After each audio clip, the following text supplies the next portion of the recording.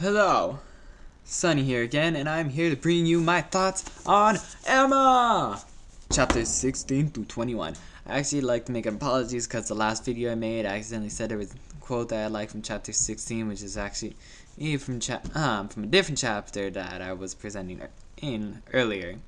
So, to start this one off, it would be an actual quote that I found from chapter 16 to make up for it. And it's said by Emma. It's the first error and the worst lay at her door. It was foolish, it was wrong to take so active a part in bringing any two people together. It was adventuring too far, assuming too much, making light of what ought to be serious, a trick of what ought to be simple. She was quite concerned and ashamed and resolved to do such things no more. So it's a lot of it's Emma's reflection over Mr. Elton's proposal, which literally happened at the end of chapter 15, which really made me mad. I was just like, no, you're not supposed to do this stuff. And then I figured Emma was gonna say no, because she was just like, no, you're supposed to like Harriet. No, stop showing feelings for me. It's bad. So, and then I don't know, yeah, sorry, I lost the words. Yeah. So, she thinks back on, like, how wrongly it was for her to actually do her matchmaking, yet she's just like, I still need to look out for Harriet. And then, a lot of these is, which brings up a lot of different, which is a lot in the novel, it's, courtship.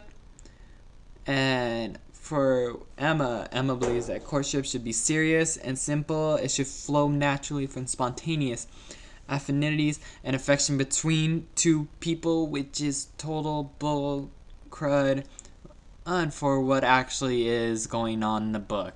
Because no one follows this.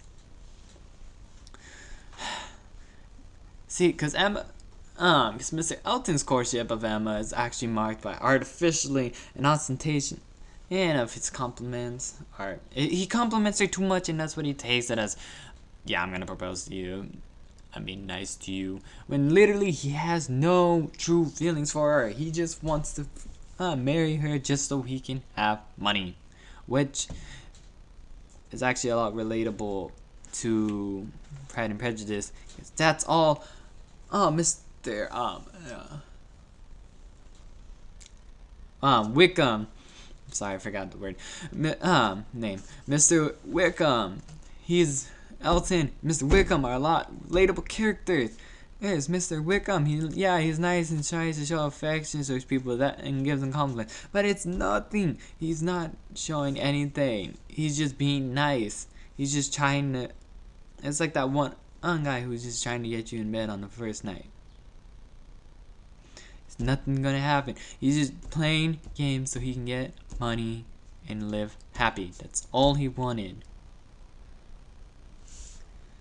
Okay. Past that.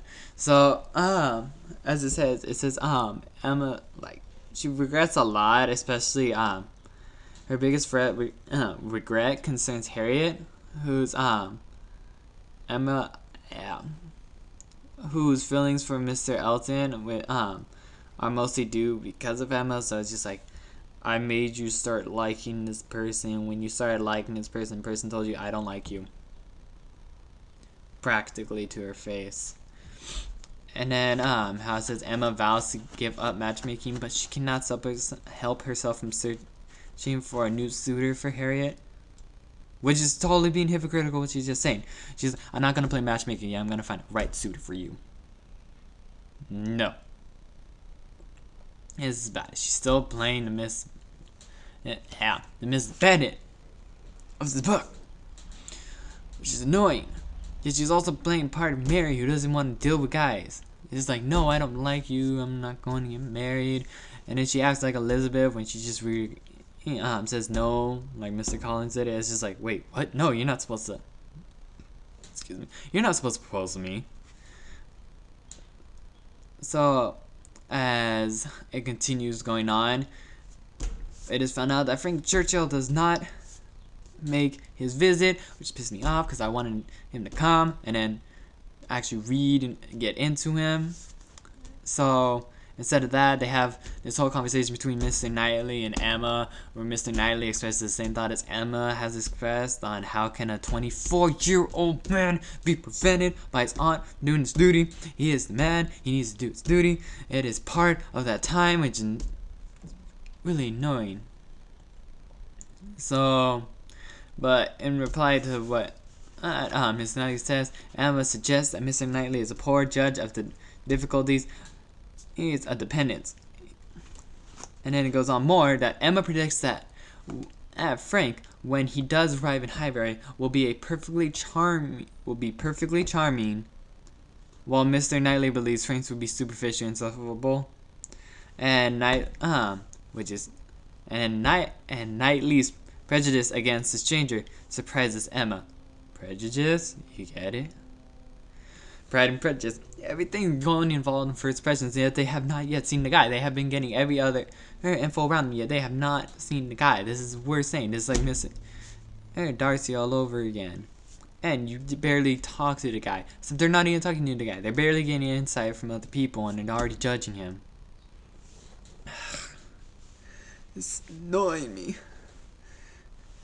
And I love how, like, Jane Austen, and I made a mistake way earlier in her video that it was first person, but it's actually a third person novel, but it's point of view, but it jumps around and brings insight. Like at one point she's in the thought of Emma, and another time possibly in the future she can be in someone else's mind. She just gives us insight of the person at time being. That's why it says I instead of Emma said. Yeah. Sorry, I lost my train of thought. Okay, so during one of Emma's random walks, Emma has little success actually trying to turn Harriet's thought away from Mr. Elton, and therefore decides that they should call on Mr. and Mrs. Bate. It's which something Emma really doesn't like. She doesn't really like hanging around people who are below her status or like way below. So and then it goes that Emma has tried to time her visit as to avoid hearing about Mrs. Bates' need. Jane Fairfax! What did you keep playing with me? I'm just like, did Jane Austen know Charlotte Bronte or something? Because it's like, you have the same last name. I don't think that's a coincidence that you just decided to bring up Fairfax.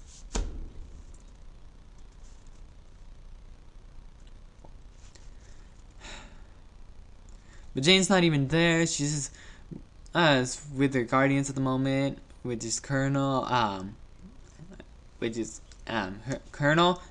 Campbell. But Emma begins to be really prejudiced because based on side evidence, Emma suggests that there has been a romance between Jane and the Campbell's daughter's husband, Mr. Dixon. And that is the reason why Jane is missing the trip to Ireland, which she's actually going to be coming back over to them. And then, as it goes on, we get Jane's backstory, which is very sad, because she is an orphan. Her father died in battle, out of all things, and her mother died of consumption and grief. That is a sadness. And then Emma's just is freaking hating on her. Oh, it's like that's like sad how much you like hate when they have that much of a background. And then Emma actually discovers that later on, not in the same chapter, that Jane has known Frank and Weymouth, but Jane divulges little information about him, which is really nail-biting for me, because I was like, I want to know who he is. It's like, and it's good because Jane Austen waits so long. They keep bringing him up. It's such great suspension for it, just for when he actually comes. And then, okay, it goes to be that when which is this is in chapter 29, is just as Mr. Knightley is about to give Emma some news, the Bates arrive with Jane. Ugh. to thank the Woodhouses for their hindquarter of pork they have sent, and they managed to proceed nightly in divulging that Mr. Elton is to marry not Harriet, not Emma, but Mrs. Hawkins, who we don't really know who she is. Which is really weird because that's a lot of what happened with Mr. Wickham, and then how I believe it was Mrs. King who was randomly off to the side and no one knew about, and they're like, I think they're gonna get married, but they don't. Then it so as it goes on to be later, Emma actually gets impressed by the Martins' behavior, which is Mr. Martin's family, who Mr. Martin proposed Harriet earlier, but and briefly second guesses her judgment, and of them, well, Emma does, and then she concludes that their station in life is still too low for Harriet, which is, how do you judge someone else's life for someone else? I don't get that. So she's only able to distract Harriet from the episode by sharing the news of Mr. Elton's pending marriage. What else to get your mind off of someone else is liking you and could have possibly married you by telling you someone else that you used to like is getting married? Yeah. See, this is what I like, 'cause Jane Austen does a lot of table turners, and that's one of them. It's just like, why would you bring this up out of all times? We could have had a good moment, and it's like, done, split, ruined. Alright, but that's just my thought. Alright, a thought on Emma.